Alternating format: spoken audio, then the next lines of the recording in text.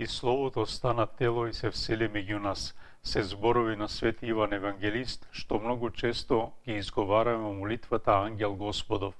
Станува збор за Божественото Слово, Логосот, Синот Божии, кој е единосуштен со Отецот и кој е поврзан со Него во единството на Светиот Дух.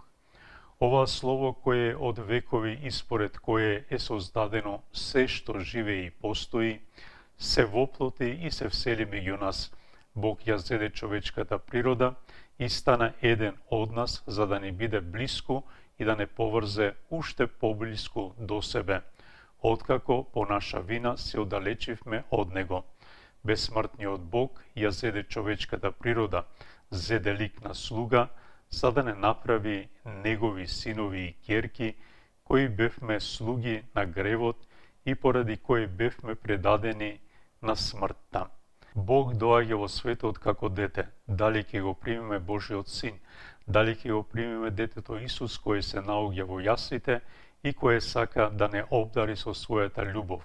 Може би ќе кажеме, тоа секако го правиме, затоа што го празнуваме празникот Рождество Христово Божи. Но примањето на Исус бара повеќе. Треба вистински да веруваме во Спасителот на луѓето. Верата е непоколебливост на нештата на кои се надеваме, убедување во работи што не ги гледаме. Верата значи прифаќање на сведоштвото на Бога, кој не сака и нема да не изневери. Бидејќи Бог е вистински и свет, кој верува, тој се надева на Бога безусловно. Тој е подготвен да му го даде животот, да се потопи во него со сите нишки на неговото срце. Дали сме подготвени за таква вера во воплотениот Божии Син?